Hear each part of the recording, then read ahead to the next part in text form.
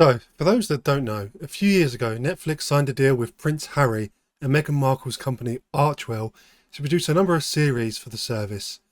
Out of this came Heart of Invictus, which was a documentary around the Invictus Games, Live to Lead, a series based around world leaders, and Harry and Meghan, which was about the couple's life after leaving the royal family. Now, the fourth series they have produced is simply titled Polo and is about the world of professional polo. Sort of. We'll get into that. Suffice to say, it's not very good. The show gets off to a bad start. The first few minutes show a fair amount of opulence, expensive cars, champagne, big houses, high fashion. Polo has always been associated as being a sport purely for rich horse people, and I was thinking that going into this, they'd attempt to try and show a different side of the game that might possibly change that perception. They don't. In fact, they actively reinforce it. Sports documentaries have become their own genre, reinforced by various sporting fiction films over the years. These documentaries normally fall into one of two tropes. The first is that they follow an underdog player or team attempting to make it to the top, to chase an impossible dream. The second is that they follow champions and detail what makes them the best, how they live, how they made it to where they are, that sort of thing. Polo doesn't really fall into either of these categories. The show bounces around a few different teams and players, but the first few episodes at least are largely based on two players. The first is little Timmy. Timmy wants to be a top polo player, and to that end his daddy invested into his training and in fact owns the team that Timmy plays for.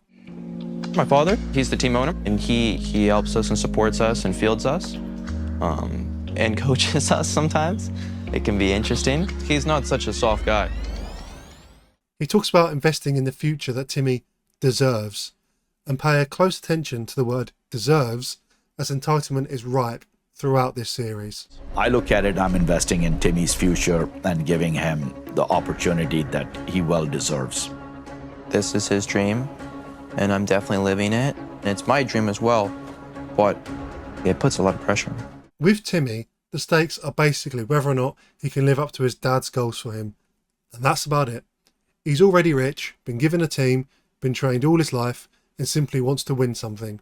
You rooting for him yet? Later on, he gets sad because his dad criticises him too much, and I do find it kind of funny that he's referred to by his parents as a young athlete. A young athlete like him, that kind of money being spent on you, it's real. The pressure is real. The other guy we follow is someone called Louis Develou, who operates a healthcare software company. Early on, this guy seems like he'll be a little bit more interesting. He wanted to be a professional golfer in his youth, but wasn't good enough, so got a real job and became successful. Now, he's built a polo team to follow his dream of being a champion in something. At this point, it's worth mentioning that in polo, there are 4 players on a team. One of the spots is reserved for the patron, which they pronounce in this as patron, who is the person that finances and pays for the team. I started the Lafayette team and became patron. The way professional polo works, there's an owner of the team that we call the patron, which loves polo, loves horses, and he facilitates the funds for the team. So they pay for the pros, they buy horses, they pay for travel, they pay for the vets. And they get to play with us. So essentially, Louis built a team for himself to help him win. What made it seem more interesting was that early on, there was this throwaway comment made by him that they had to sell their dream home to fund the team.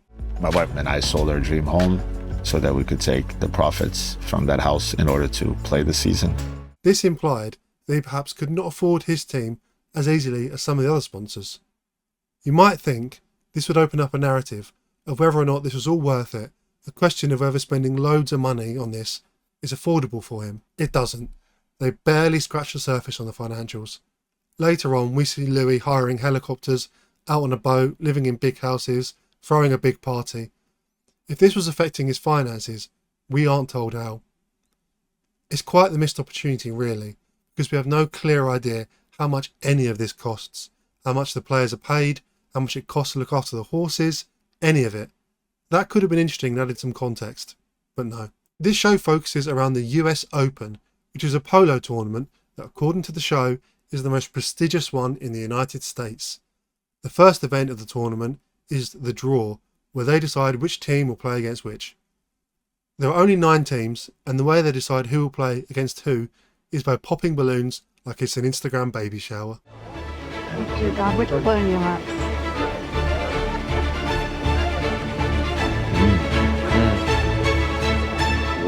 The fake out. Man, I thought she was going for it. That was it.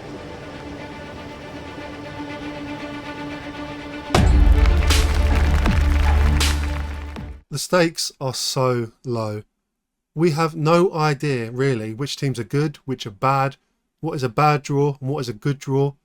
They don't really even tell us how the teams got here, how they gained entry. We have no reason to invest in any of this story because the show doesn't give us a reason to care.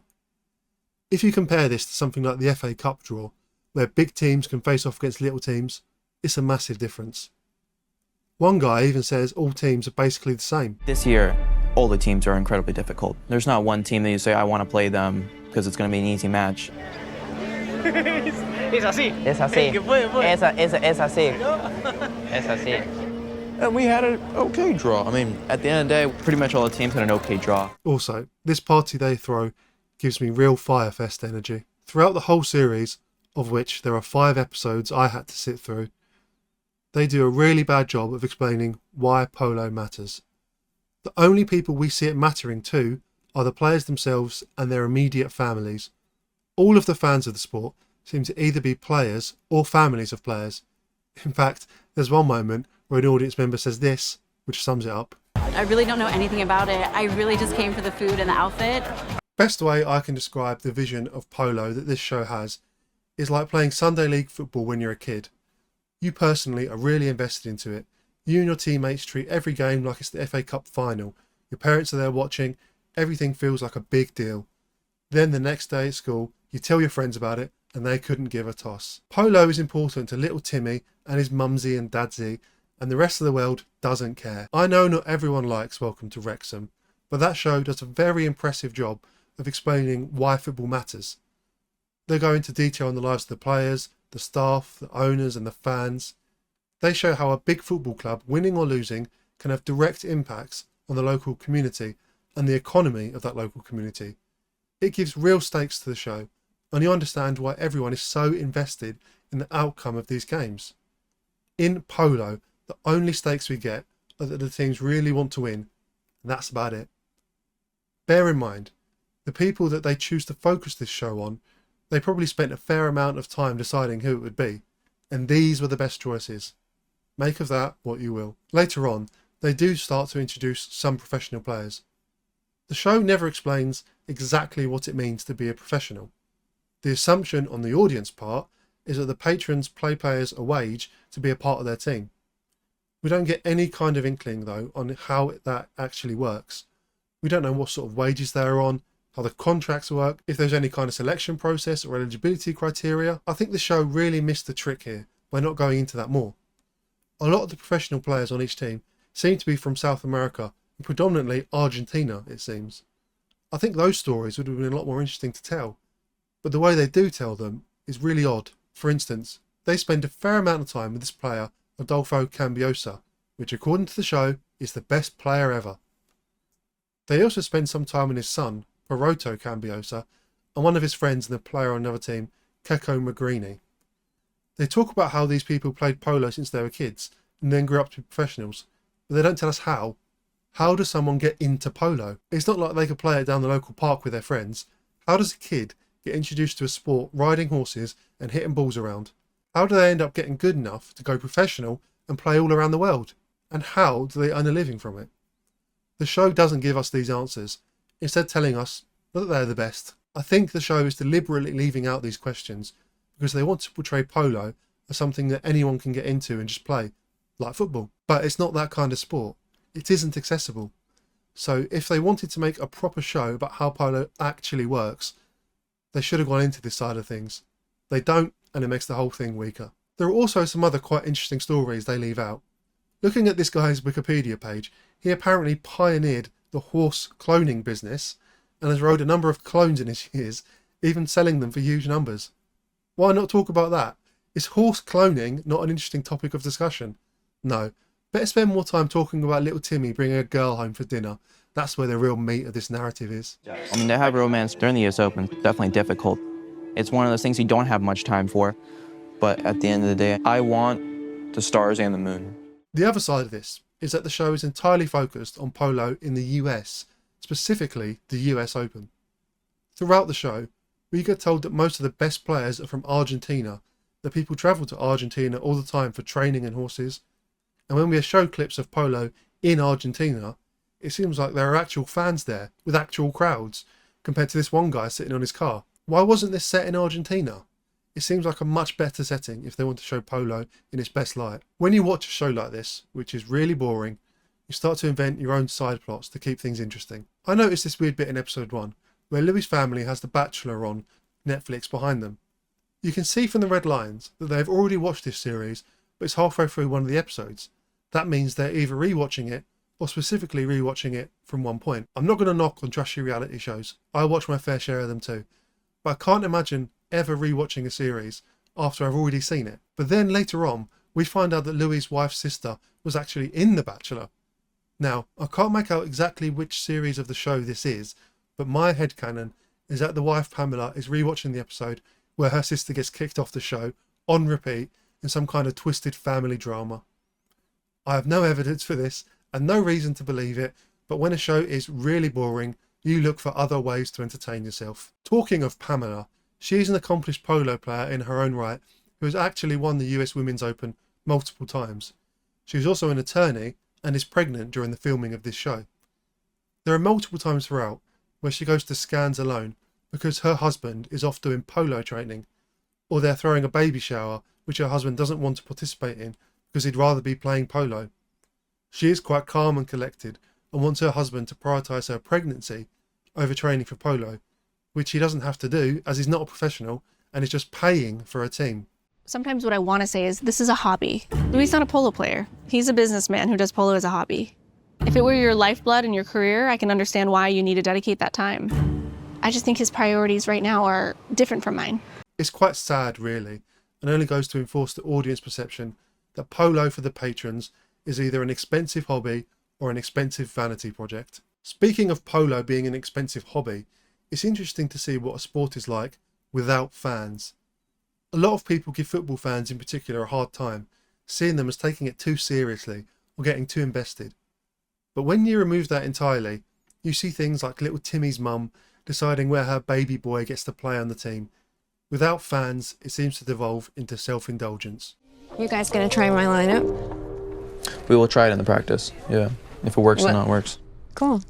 Timmy's doing a great job at For but I'm thinking that maybe he could be better off up front. I'm not the polo coach, but I see a lot, and I feel like my opinion is valuable. I still want you to try it, just at least... It doesn't hurt. No.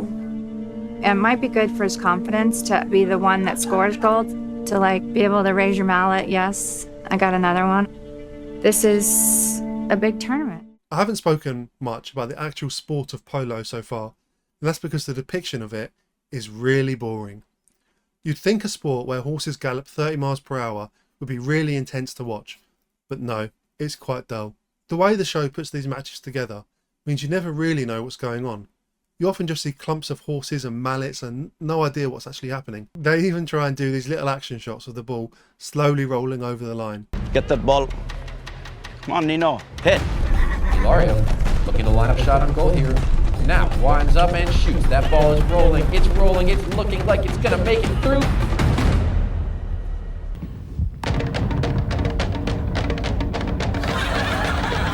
He sent the keeper the wrong way.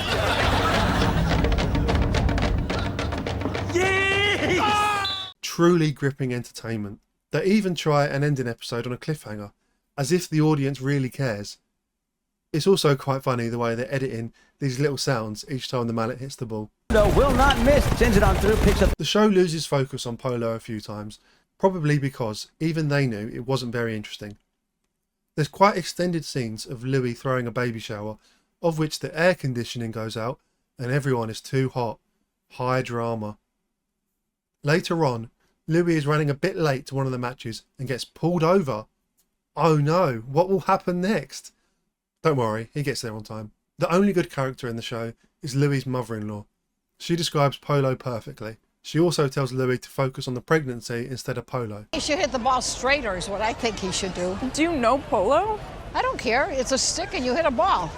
Later on, they describe all the bones they have broken playing polo, and we have to ask ourselves, why? What are they getting out of it? For the patrons, it's not their careers, it's just a hobby they can stop at any time. They can still watch the games if they like, they don't have to play. Even later, one of the big sponsors, who owns multiple teams and patronises various players, falls off his horse and goes into a coma. It's sad for the family, but again, you have to wonder why an old man is playing a game like this if it's so dangerous. In any other sport, someone of his age simply wouldn't be allowed to play. It's also at this point that I realised little Timmy looks a bit like Anakin Skywalker from the right angle. I've dreamed of that cup, that's for sure. I don't like sand. Both little Timmy and Louis get eliminated from the tournament because their teams aren't that good. It ends up with the Cambiosas playing against each other, father versus son, and the son wins. More fast cars and champagne. And we see the prince himself at a charity polo game that he organises where he gets to win his own award and big trophy. How nice for him. This is not a good show. It's shot competently enough, and although the editing can be a bit odd at times, it's fairly well put together. It's just that the subjects of the show are so boring. We, the audience, have no reason to get invested, nothing to care about. The stakes always feel so low. We don't really get more of an oversight into how polo actually operates. We don't see much of the financial side of it, nor really any fans. We don't get to see interviews from the people that work at the stables, looking after the horses, the referees, the club operators, or many standard professionals in the team. The focus on a few patrons and the best players of all time is the wrong one in my eyes, and from all the little snippets we are shown throughout this show, it seems like it's set in the wrong country too. Ultimately, I wouldn't bother watching this. It won't give you much insight into the world of polo, if that was something you was ever interested in, and there's really no narrative or story to get invested in if you don't care about polo. Alright, that's the video. Thank you everyone for watching. If you want to support me and the channel, head over to my Patreon, where I'm posting exclusive videos every now and then. I also have a few socials which you can follow if you want to. Goodbye.